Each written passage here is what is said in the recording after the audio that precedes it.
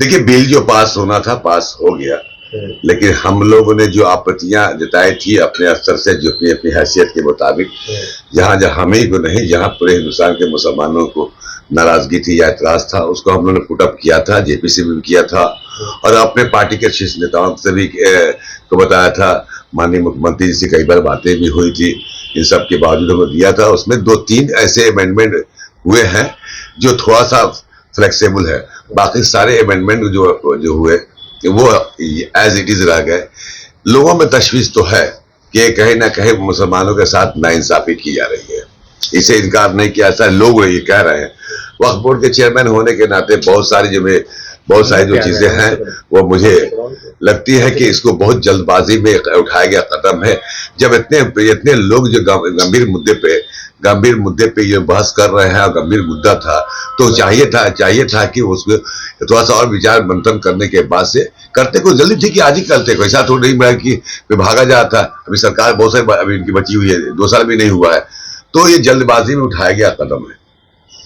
क्या कहेंगे आप, जदयू नेता भी रहे हैं? देखिए, जदयू नेता के हैसियत से जब कहेंगे तो मैं 20 साल के इतिहास को भी कहूंगा, इसमें कोई दो राय नहीं। बड़ी ईमानदारी से इस बात को कहना चाहता हूं कि मैं एहसान फरामोश नहीं हूं। हम एहसान फरामोश नहीं है और न हमारी कौम एहसान फरामोश है। वो इस बात को जानती है। मेरा ज़मीर भी कहता है कि जो जिसने किया उसकी बात को कहिए। नीतीश कुमार जी ने 20 साल में जितना काम किया, जो आज़ादी के लिए अब तक हिंदुस्तान बिहार के किसी मुख्यमंत्री ने किया, इसे इनकार नहीं किया जा सकता है।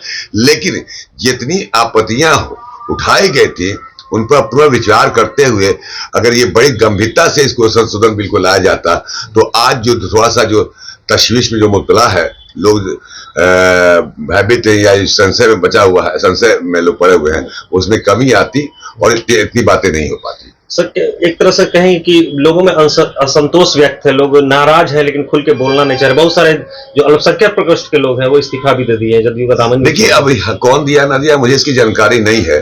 तो ये मैंने जो कहा ना आपसे पहले, देखिए नाराजगी है, तो नाराजगी में लोग जिसको जो समझ में आया कर रहा। लेकिन ये भी बात सही है कि आप अपने इतिहास के पन्ने को पलट के देखिए कि हमने आपके साथ क्या किया। ये इसको तो आप भुला नहीं सकते ना। लेकिन ये बर्निंग टॉपिक था, बर्निंग इश्यू है, और इस इश्यू पे फिर मैं कहूंगा कि कहीं ना कहीं जल्दबाजी में कदम उठाकर ये हम लोग को कटघरे में, हम लोग जैसे आदमी को जो समाज के बीच में रहने वाले लोग हैं, मुझे बहुत सवाल आ रहे हैं।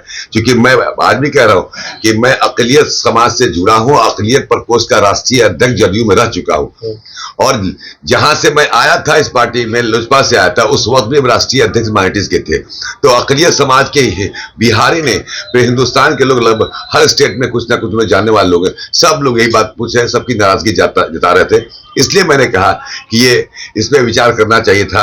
अब तो बिल पास हो गया। अब जो लोग मिली तंजीमें हैं, अखबारों के पन्ने पे हर अखबार में छपा हुआ है कि मिली तंजीमें यानी जो मुस्लिम संगठन है वो जाएगा, वो कोर्ट जाएगा, कोर्ट का सहारा लेगा, जो फैसला कबूल होगा।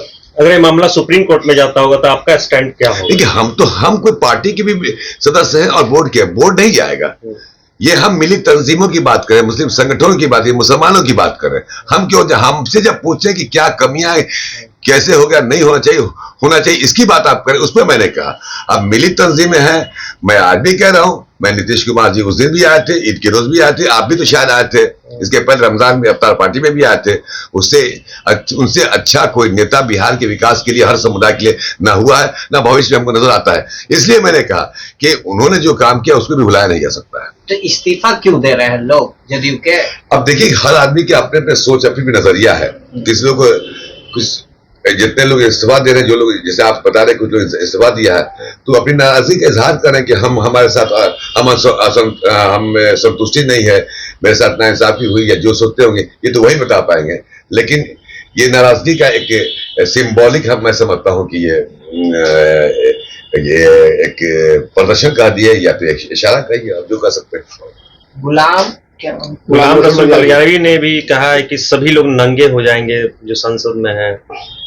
अब बलियावी साहब ने किस अंदाज में कहा, किस मौके पर कहा, किसके कहने किस